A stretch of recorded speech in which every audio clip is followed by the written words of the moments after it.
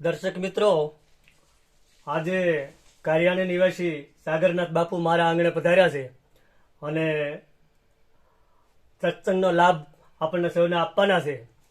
તો પહેલાં એમનું સ્વાગત કરી ચાદર વિધિથી અને પછી આપણે સત્સંગનો લાભ એમની પાસેથી લેવી.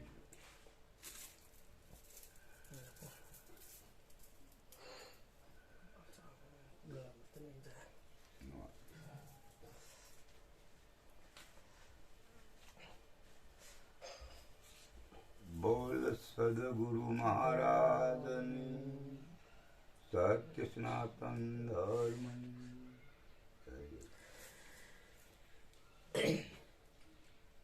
બાપુ, મારા આંગણે પધારીને આપે મારું આંગણું પાવન કર્યું છે અને આજનો દિવસ મારા માટે ખૂબ ધન્ય ભાગ ધન ઘડી અને તમારા મુખેથી મને અને મારા પરિવારને અને મારા સહાક મિત્રોને એવી કંઈક જ્ઞાનની વાતો કરો કે માણસોને મનમાં મૂંઝવણ થતી હોય.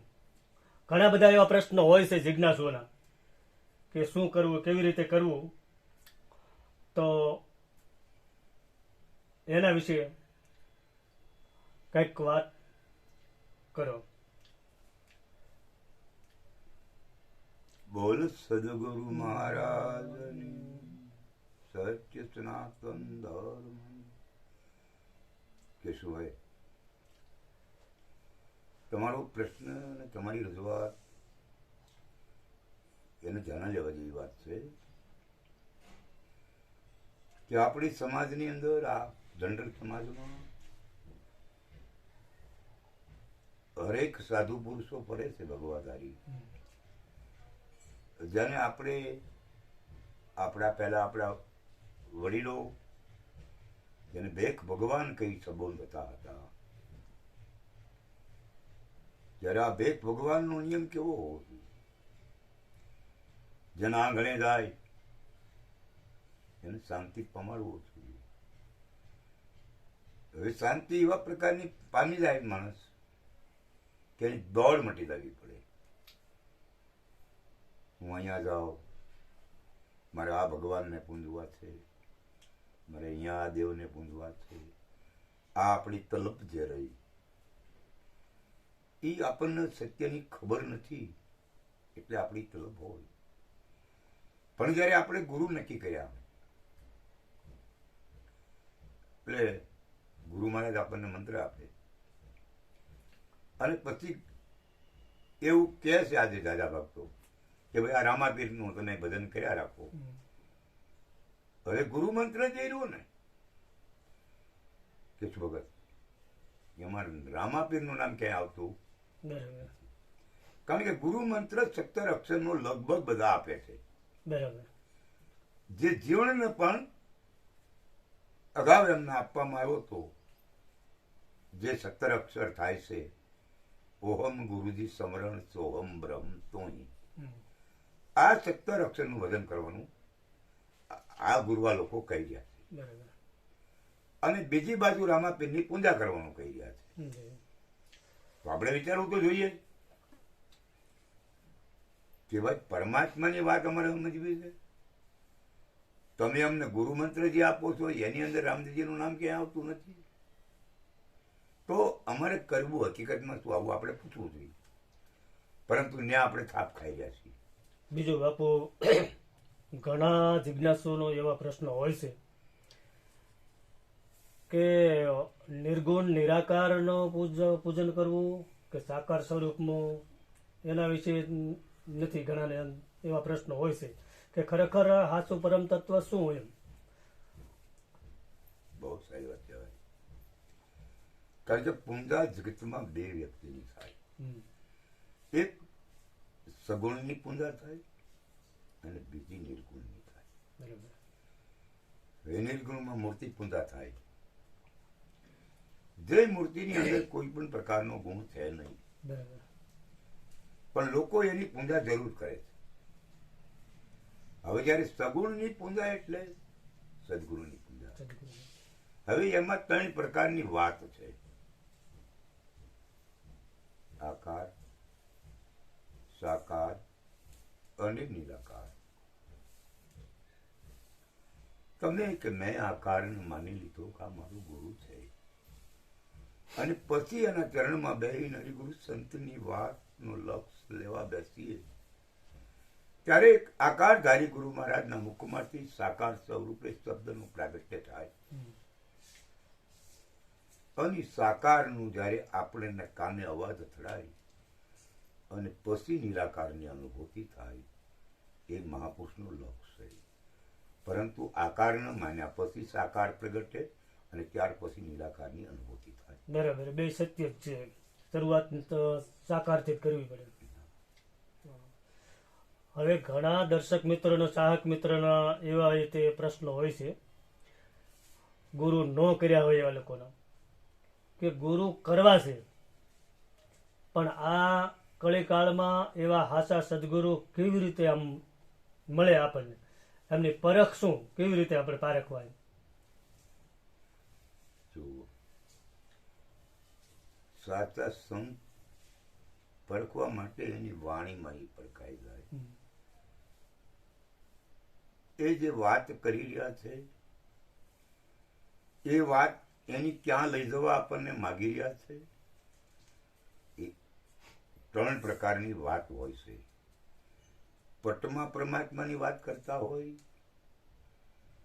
મઠમાં પરમાત્માની વાત કરતા હોય, અને કટમાં પરમાત્માની વાત. હવે જે વ્યક્તિ, જે મહાપુરુષ પટમાં, મઠમાં અને કટમાં આ 3 જગ્યાએ પરમાત્મા જેમ તેમ સમજાવી શકવાની ક્ષમતા ધરાવતા હોય, એવા સંત મહાપુરુષના ચરણમાં જવું જોઈએ. કારણ કે બોલે છે બધા, પણ એની પરખ તો આપવી. પણ આવી વાત કરવા વાળા ગુરુ જયારે મળે, જયારે એક અમરેલીના સંત મૂળદાસ મહારાજને આગળ કોઈ પ્રશ્ન કર્યો હોય નદનીમાં કે ભાઈ અમને અમારું મૂળ જગ્યાનું ભોમ, અમારે કહાં જવું છે, આ રસ્તાની વાત કરો. અને એવા સંતના ચરણમાં જાઓ જીવન. ભાઈ મૂળદાસ મહારાજ કહે છે કે ભાઈ મુમા પછી તમારે જે ઘરે જવું છે ને એ ઘર તમે જીવતા જોઈ લો. હવે જે વ્યક્તિ, જે મહાપુરુષ આપણે મરી ગયા પછી જે ઘરે જવું છે એ ઘરની અનુભૂતિ આપી શકે, એવા મહાપુરુષના ચરણમાં જવું જોઈએ.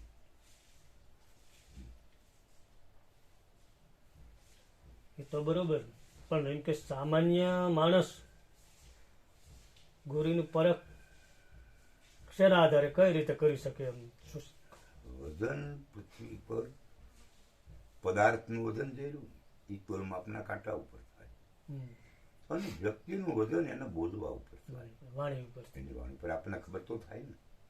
આપણે પહેલી વાત શરૂઆત કરી કે આપણે ગુરુ માન્યા હોય એટલે મંત્ર ગુરુ મહારાજ ઓહમ અને સોહમ નો આપે, પછી વાત કરે રામાપીર ના ભજન કરવાની, તો આપણને ખબર ન પડે કે ભાઈ આની ક્ષમતા કેટલી છે. પણ જયારે રામદેવજીની જે વાત છે ને, ખુદ રામદેવજી મહારાજ એવું કહેતા હોય, જે અરજી ભક્તિ કરતો તું પ્રથમ અગમ ભેદ ને જાણ.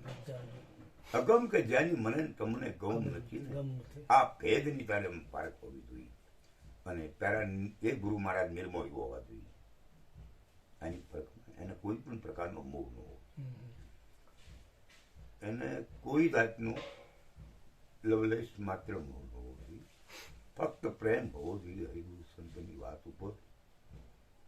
તમે એને માન આપો યા માન ન આપો, એથી એને કઈ જ લેવા દેવાનો હોય. એને ફક્ત એક જ દ્રષ્ટિ હોય કે જહાં દેખું વહાં મેરે સદગુરુ આए. આ માનની માંગણી કરવા વાળા સદગુરુ જેવાની સંત હોઈ શકે નહીં. પોતાના પદની પણ ભાવના હોય કે મારે ગુરુ બનવું છે, તો પણ એક સંતની કક્ષાનું કહેવાય. કારણ કે મહાપુરુષોએ આ સુધી કીધું છે કે ભાઈ આમાં આપે નરને આપે નારી આપે બાજી પથારી, એ અલગ. તું ખુદ નર છો, તું ખુદ નારી છો, તારી આ રચના કરીને આ ખલકને બનાવ્યો છે. હવે આમાં તું તને ઓળખી લે, તારું જીવન બને. એટલે પોતાની જયારે ઓળખાણ આપે એવી ક્ષમતા ધરાવતા કોઈ પણ મહાપુરુષ હોય અને પ્રેમી હોય, જિજ્ઞાસુ હોય અને અઢળક ભાવ હોય જેનામાં પરમાત્મા પ્રત્યે, એવા સંતના ચરણમાં જવું જોઈએ. પછી બાપુ દરેક વ્યક્તિએ ગુરુ કરવા જ જોઈએ કે પછી જેને મોક્ષની પ્રાપ્તિ કરવી છે એને ગુરુ કરવા જોઈએ? જો ગુરુ દરેકને હોય જ, પણ અલગ અલગ કક્ષા હોય. કક્ષા અલગ અલગ. ધારો કે તમારે આ અત્યારે આપણે જે બનાવી રહ્યા છીએ ને, એ સમજવા માટે તમને જેને લાઈન આપી હોય ને, એ પણ એક ગુરુ જ કહેવાય. બરોબર છે. પણ હવે એને મોહનું મુક્તિનું દાતા નું કહેવાય, મોક્ષનું ગુરુ મહારાજ નું કહેવાય. કારણ કે એની જે કક્ષા જેને જરૂર છે જાણવાની જિજ્ઞાસા, દરેક પ્રકારના ગુરુ હોઈ શકે. પરંતુ જેમાં જેને મોક્ષની વાત છે કે આ જીવન પૂરું થયા પછી મારે અહીંથી છૂટ્યા પછી ક્યાં જવું, જે આપણે ઘણી પહેલા ચાલુ વાત હતી કે ભાઈ તમારો આ જીવ પૂરો થઈ જાય, જીવન જીવ મરી ગયા પછી, મર્યા પછી જે ઘરે આપણે જવું છે એ ઘર જીવતા જોઈ લેવાનું મહાપુરુષે કીધું. હવે એ ઘર કેવું છે તો જ્યાં પૃથ્વી વગરનો પગમાં હોય, જ્યાં પૃથ્વીનું અસ્તિત્વ નથી. હવે આવી જો કોઈ વાત બતાવે તો એવા એને ઈ જિજ્ઞાસુ માણસ હોય, જેને પ્રેમ હોય પરમ તત્વની પહેચાન કરવાનો, એના માટેની આ વાત છે. બાકી મોક્ષ જે રહ્યો ને એ કોઈ ગુરુ નથી આપતા. ગુરુ મોક્ષમાં દાતા નહીં, સિર્ફ ગુરુ માર્ગના દાતા છે. ગુરુ માર્ગ મને તમને બતાવી શકે, મોક્ષ નો અપાવી શકે. કારણ કે મોક્ષ તો આપણે જાતે કરવો પડે, યા આપણે જવું પડે. પ્રેમ ગલી એસી સાંકળી તા દો ન સમાન. આ પ્રેમની ગલી એવી સાંકળી છે કે એમાં બે સમાતા નથી. એટલે મોક્ષ માટે સ્વયં પોતાને મહેનત કરવાની આવે. ગુરુ મને તમને એનો રાહ બતાવે કે ભાઈ અહીંથી આમ હાલું એટલે પરમાત્માની રાહની વાત જે રહી એ તમને સ્વયં દેખાશે. આવી વાત બાપુ. બીજું કે ઈશ્વરી તત્વ એક જ છે, પણ આ અલગ અલગ ઘણા બધા સંપ્રદાયો, એના નિયમો બધા જુદા હોય, રીત રિવાજ બધા જુદા, પૂજન વિધિ કા જે કઈ થતું એ બધું અલગ અલગ. તો આના વિશે શું તમે કહો છો? બહુ સારી વાત કરી. કારણ કે ભારત દેશની અંદર સંપ્રદાય બહુ વધી ગયા. હા. મને ઘણી વખત એવું પૂછવામાં આવે ભાઈ તમે નાથ સંપ્રદાયમાં છો તો તમે આ વાત કેમ કરો? આવી વાત તો અમારા ગ્રાઉન્ડમાં છે. એલા ભાઈ, નાથ સંપ્રદાયમાં ગોરખનાથ મહારાજ જે રહ્યા ને એ ક્યારે થયા? વિક્રમ રાજા ગાદી આવ્યા પહેલાના. રાજા ભરથરીને ગાદી ઉપરથી ઉઠાયો અને પછી જ વિક્રમને ગાદી મળી. આજે વિક્રમ સંવતને કેટલા વર્ષ થયા? સાહેબ સંપ્રદાય વાળાને કેટલો ટાઈમ થયો? બેનો હાંધો યારો નથી, પણ હું એમાં એ ડીપમાં ન છું. કારણ કે મને તો પરમાત્માની વાતની ખાતરીપૂર્વક પ્રેમ છે, મને વિખવાદમાં રસ નથી. હવે વાત પરમાત્માના ઘરની જે રહી ને એ ભારતના નહીં પણ વિશ્વના કોઈ પણ મહાપુરુષ કરતા હોય ને તો બાપુ એ એક જ હોય. પણ જે ઘરમાં જેવું હોય ચલણ એવું એને એ રીત રિવાજ શીખડાવતા હોય. બાકી જે વાત રહી ને વ્યવહાર, જે આ દીકરીઓ તમારે 5 દીકરી હોય એક બાપને, તો 5 દીકરીઓને એને નોકનોકા એના પરિવાર મળ્યા હોય. હવે 5 પુરુષો જે રહ્યા 5 બહેનોના એ અલગ અલગ છે, પણ 5 બહેનોનું જીવન જે રહ્યું એ અલગ છે. 5 બહેનોને જે ભીતરનો ભાવવાળું જીવન જે રહ્યું હું જે કહું એમ જો એ કઈ અલગ હોય? એ એક જ હોય. પણ પુરુષ ભલે 5 અલગ છે, બાકી એને જીવન જીવવાની શૈલી રહી ને તો એ કહે એમ સદગુરુ મળે એટલે પરમાત્માની જે વાત રહી ને એ તો જેમ તેમ એક જ સરખી છે. પરંતુ જે પતિ એનો જે વ્યવહાર કરતો હોય એવું આ દીકરીને એના ગ્રહમાં જીવવું પડે. એમ જે જીવ દિશાની વ્યક્તિ કોઈ પણ સંતના ગ્રાઉન્ડમાં દાખલ થાય અને એ સંતની જે ભૂમિકા રહી એ મહાપુરુષનો જે લક્ષણીઓ અને એની જે નીતિ નિયમ છે એ પ્રમાણે આને વર્તવું જોઈએ. બરાબર. હવે તમે તમારી રીતે કંઈક જ્ઞાનની વાત કરો. આપણી મૂળ વાત ચાલતી હતી કે આપણને સાધુ એ છેતરપિંડી બહુ કરી આપણી ઉપર. આ સમાજે એને ખાવા પીવા પહેરવા ઓઢવા બધી જ વસ્તુ પૂરી પડી છે, પણ કોઈએ નિજ પદની વાત ન કરી. નિજ એટલે પોતે થાય ને પોતાનું પદ. તમારી ભૂમિકા ક્યાં છે? કારણ કે રામદેવજી મહારાજનું આપણે ભજન કરીએ બધાએ, તો રામદેવજી મહારાજ વસ્તુ બીજી બતાવે છે. રામદેવજી મહારાજ તો એવું કહે છે કે પૂછું પૂરા પંડિત ને પૂછું પૂરા પુરાણી, પૂછું પૂરા સાધ સન્યાસી, કહો આમાં નિજના ગુરુ કોણ છે? આ વાણીની અંદર રામાપીર એવું કહેતા હોય કે ભાઈ સાધુ સંન્યાસીઓ, હું એક તમને પ્રશ્ન કરું છું કે મને આમાં નિજનો ગુરુ બતાવો. નિજ એટલે તમે પોતે થાઓ. હવે તમારો પોતાનો ગુરુ કોણ? આ શરીરના ગુરુ કર્યા હોય એ નહીં, પરંતુ તમારો પોતાનો ગુરુ કોણ? હવે જ્યાં કબીર સાહેબે એક વાણીમાં થાપ મારી છે, ધર્મદાસને સંશય ફૂટે મહારાજ મને મારું જીવન જીવવા માટે કંઈક રાહ આપો. એટલે ધર્મદાસને કબીર કહે સોમ સપ્તકા કરી લે ગુજારા તો મહેરમ માં જ બોલે છે.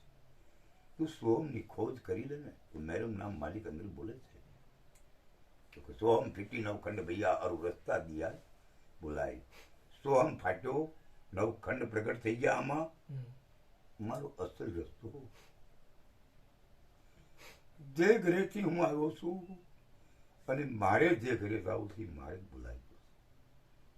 તો કે હે ધનદાસ, એ સોહમની વાત નથી કરતો. નવ સોહમ પર દસમો સોહમ સાર. હે ધનદાસ કાકા કરો વિચાર. નવ સોહમ ઉપર દસમો સોહમ છે, એની માથે એક સાર છે ને, એનું તું કરી લે વિચાર. સાર નું કારણ શું? હવે મારે વિછ્યા જવું છે, શું કામ જવું છે? શું કારણ તો હોય ને, કારણ છે એટલે જવાનું છે. એમ આપણે અહીંયા આવ્યા છીએ, એ કયો સાર છે, એવું કયું કારણ છે? એટલે ત્યાં સારે થાપ મારી. તું ચારનો વિચાર કરી લે. તો રામાપીર અહીંયા ઈ વાણીમાં અહીંયાથી આવે કે સ્ટાર મારી ધાર કોણ, ધાર મારી ધ્રીપ કોણ, ધ્રીપમાં માલા કરો તો માલા માયલું વતન કોણ? એ પૂછું પૂરા પંડિત ને પૂછું પૂરા પુરાણી, કહો આમાં નિજના ગુરુ કોણ? હવે સાર મારી ધાર કોણ છે? એ ધારમાં ધીરજ કોણ છે? એ ધીરજમાં તમે માલા કરો કે માલા માયલું વચન કોણ છે? હવે જી જે માલા રહી ને બાપુ, આ જે માલા છે ને, આની માં અહીંયા વચ્ચે એક નેર આવે. આ પારડિયું જે રહ્યું એ આમ નો થઈ શકે, અને આજપાનું પારડિયું આજપા નો આવી શકે. હવે અહીંયા આવું પાળા ફેરવતા ફેરવતા એટલે આજ પાછું જવું પડે. એમ સંતોએ કીધું છે શ્વાસ ઉશ્વાસ હરિસમર લઈ. શ્વાસે ને ઉશ્વાસે હરિસમરવાના છે. એમ કરો ને એટલે એક શ્વાસ થઈ ગયો, અને પડતો મૂકો એટલે બીજું શ્વાસ થઈ ગયું. હવે શ્વાસ ખેંચો ને એટલે અંદરથી એક ઉભો થતો એટલે બહારથી આવતો છે. જુઓ બધા એવું માનીએ છીએ કે બહારથી અંદર પાછો જાય, અંદર આંટો મારીને બહાર આવે, એવી વાત નથી. ખેંચો એટલે અંદરથી બહાર આવતો હશે ને બહારથી અંદર આવતો હશે. આ બે અહીંયા નાસિકા જે રહી ને, ત્યાં અગ્રભાગ છે એની અંદર, ત્યાં આ બે વચ્ચે ભટકાય, એકાની પછી એકાની પછી. પણ આવડું આ બહાર આમ ન જઈએ કે આવડું આ તે આમ ન જઈએ કે અહીંથી પાછા આપી જાય બે મળી. અને ગંગા શક્તિ એવું કહે છે કે તારા 21,600 એ પ્રવાહિક ને મળીને પાછા ફરે. 21,600 ની તારી ગતિ રહે ને શ્વાસની, એ 21,600 પ્રવાહિક ને મળીને પાછા ફરે. અહીંયા ગોઠવેલું છે લિંગ, આમાં ગળામાં એક લિંગ હોય, એ ત્યાં સુધીનો એનો રંગ છે. અને ત્યાં ત્રિપુટી ઘાટ કરાય શબ્દનો. એ પદ જયારે હાંસલ થાય ને ત્યારે પરમાત્મા સમજણો કરે. મહાપુરુષ કહે છે કે આ સુધી તમારે મારે જવાની જરૂર છે. અને આવી વાત પૂછશે એને સદગુરુ સંત મહાપુરુષ કહેવાય. મારું એવું માનવું છે, અને જગતના જ વાત મારું માનવું.